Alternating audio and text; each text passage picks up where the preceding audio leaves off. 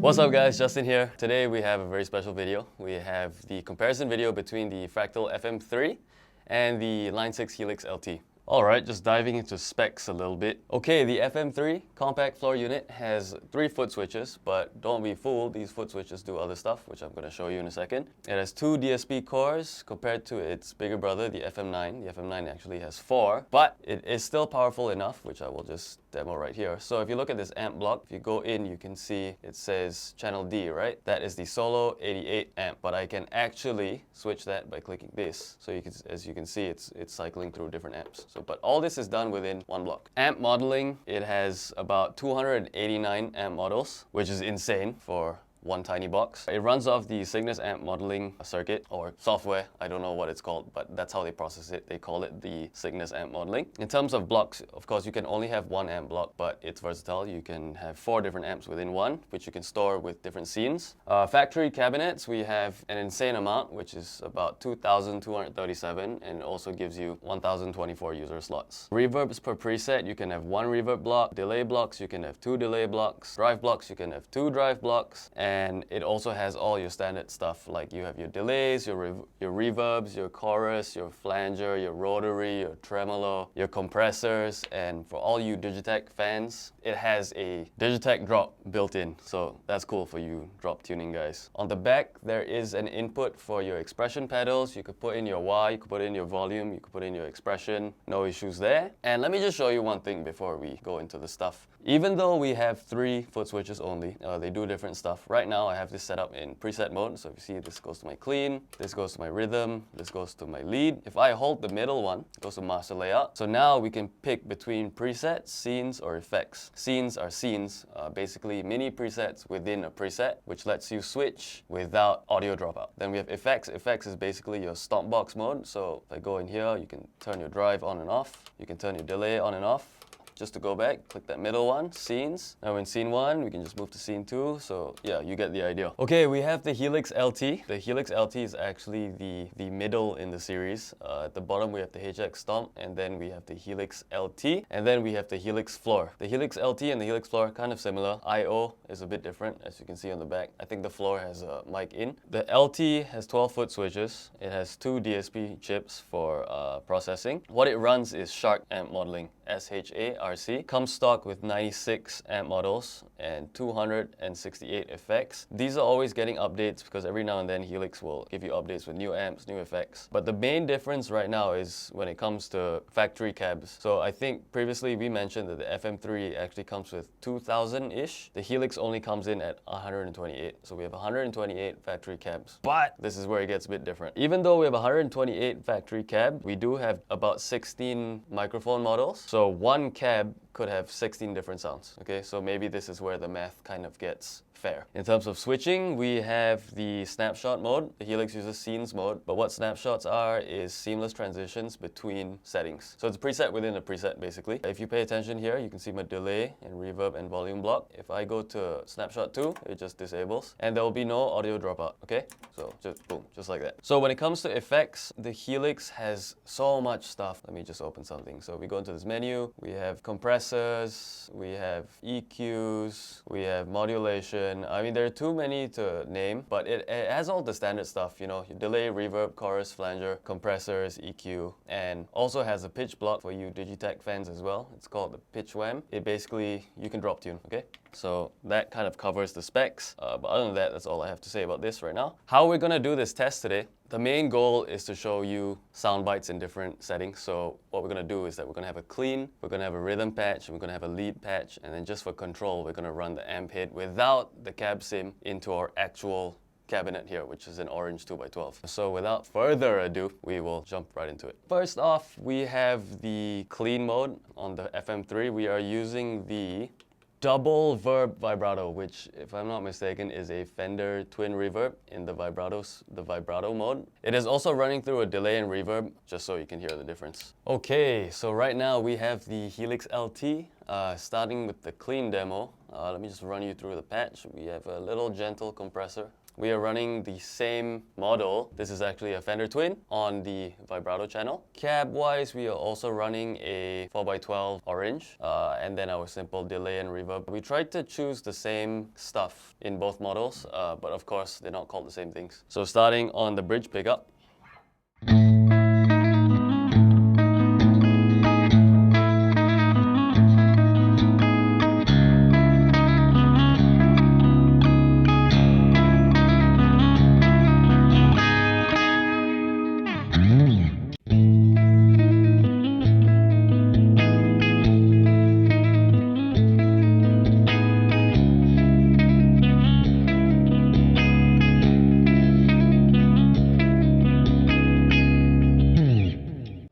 Neck.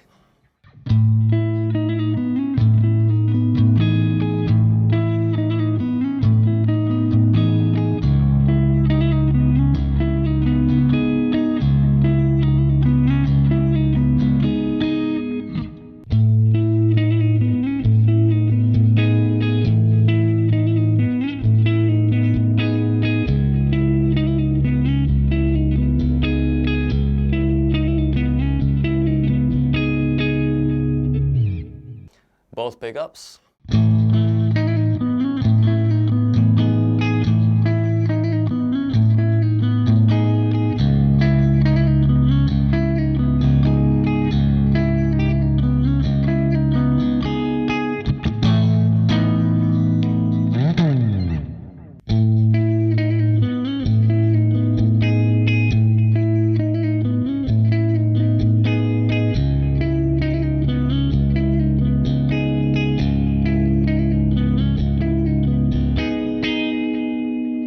Okay, control test for clean. We are bypassing the impulse response on the unit. We're going straight into our cab. This is what it sounds like.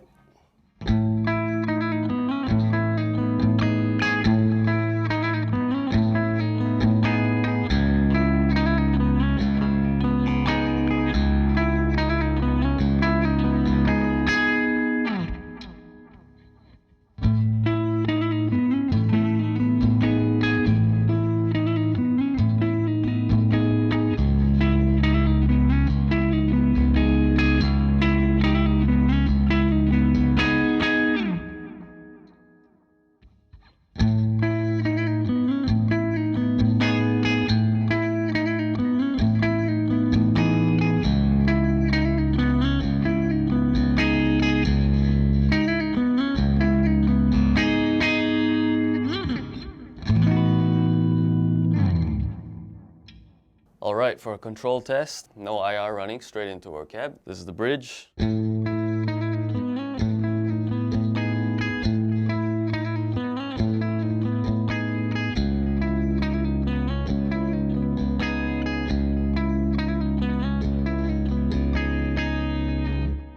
Neck.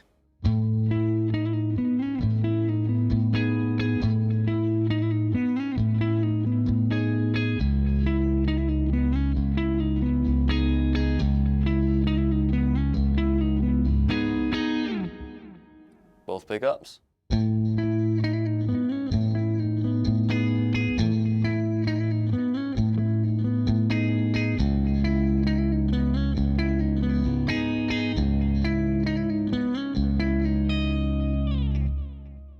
All right, moving on to the rhythm demo. What we have going on here, we actually have a drive, which is running a TS808 style pedal. For the amp, we have the Friedman HBE V1, which is a BE100, if I'm not mistaken. Cab-wise, we are running a, let me just double check. We are running an orange 4x12. All right, moving on to the rhythm.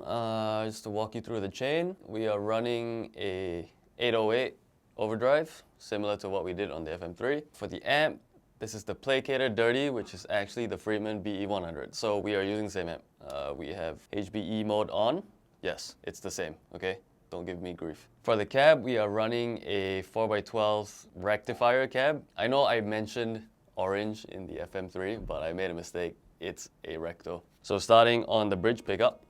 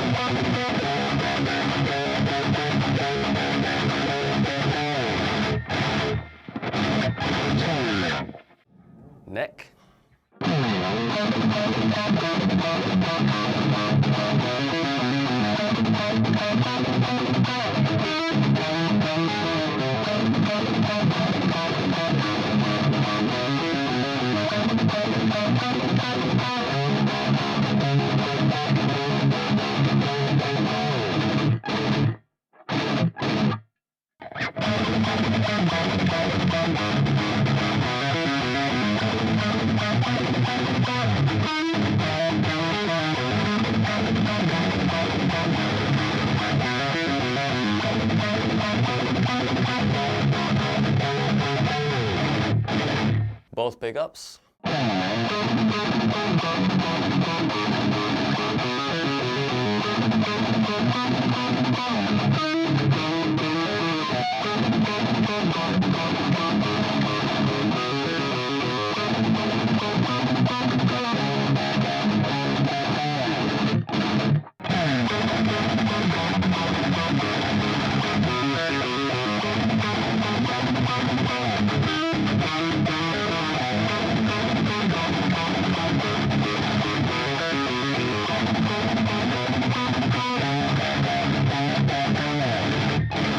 All right, control test with the cab, no impulse response.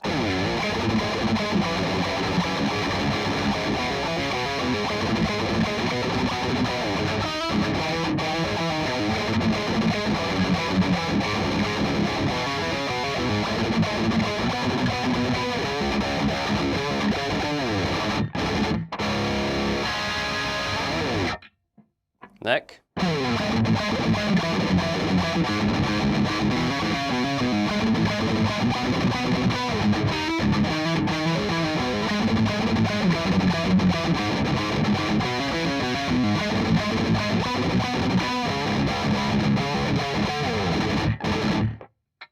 Both pickups.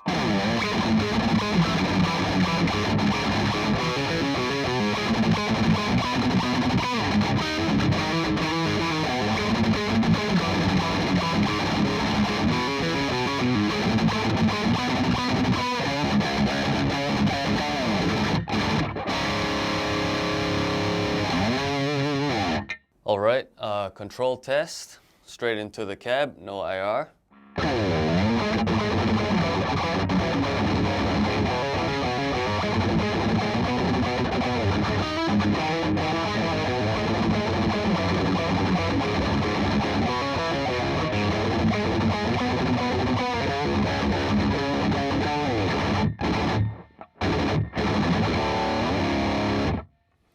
All right, now we are moving to the neck.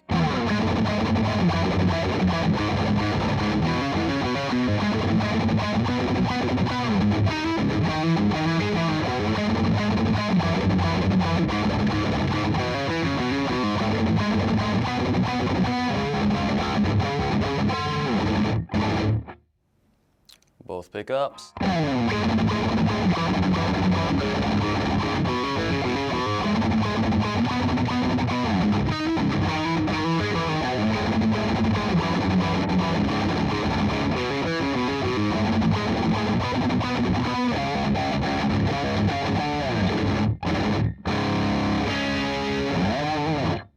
All right, moving on to the lead patch. Let me just walk you through the patch real quick. Couple similar blocks. We have a drive, we have an amp, we have a cab, delay and reverb. I am using a, again, TS808 drive. On the amp, we are using the Brit 800 mod, which is basically a JCM 800. That's cool. I think rough settings, if you want to have a quick glance, this is what I'm running basically. Cab sim, we are using the orange 4x12. Keep it simple. Delay-wise, we are using the analog mono, and for reverb, we are using a medium plate. All right, for the lead patch on the Helix, what do we have going here? We have the Scream 808, similar as the other rhythm channel. We have a Line 6 2204 mod. This is basically just the JCM 800 as well. Cab-wise, we are running a Cali V30, which is a rectifier 4x12. We have a delay going, and we have a reverb going. Okay, so let's get into some lead samples. So starting on the bridge pickup.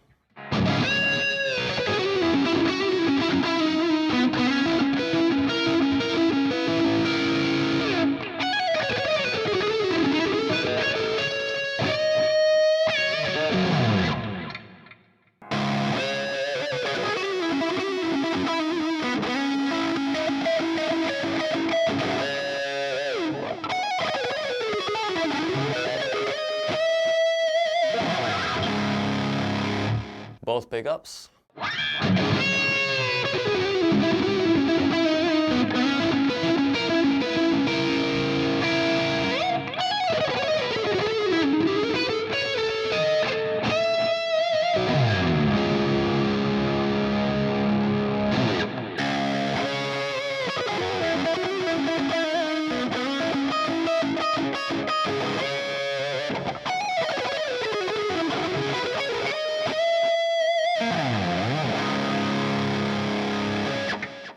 Alright, control test, no impulse response straight out of the cab with a... Actually, I forgot to mention this whole video, we've been miking this cab with an SE V7X dynamic microphone, just so you know.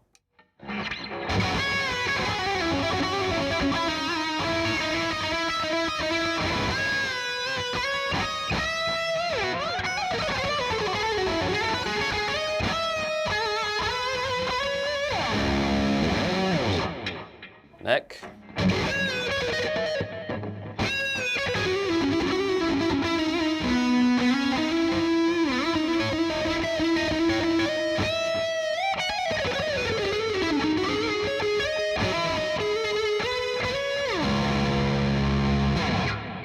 Both pickups.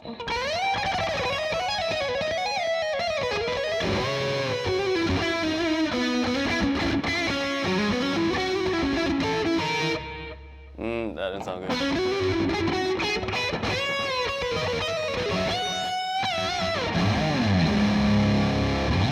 You get the idea. Alright, control test. No IR, straight into the cab.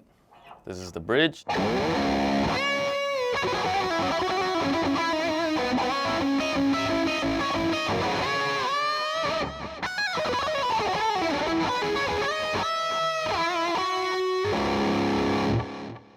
Okay, neck.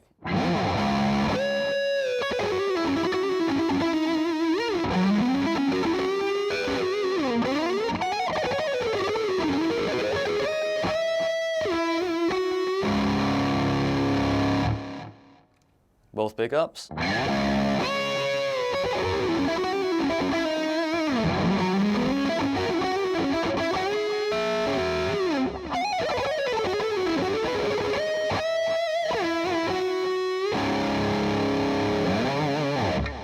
Okay, so sound aside, I think based on my experience with the FM3 and Helix, if you were to dial in a tone on the spot, let's say if you don't have a computer, you don't have FM3 Edit, you don't have HX Edit ready, putting in blocks and dialing in tones are much easier on the Helix. The FM3, although has so many features, so many parameters you could change, it gets a bit complicated. A lot of studying involved, a lot of learning. There's a steep learning curve. Okay, not steep, I'm exaggerating. Give it like half an hour, read through the manual, just check out the menus. But yeah, you can't get there. But logically, if you were just to look at a unit and just start clicking buttons, you can get around dialing in a tone on the spot with the Helix. But I have to give it to FM3 Edit, the desktop app. I do prefer using the FM3 Edit app compared to HX Edit. I feel it's easier to tweak, especially moving blocks around. So yeah, I'd have to give that to each respective brand. Okay, computer side, FM3 takes it. On ground side, the Helix takes it.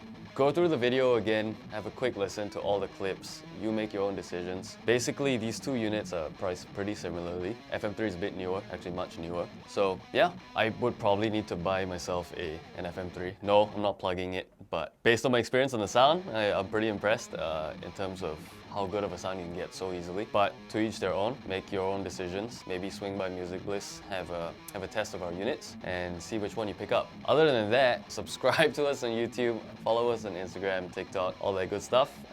Till next time, guys.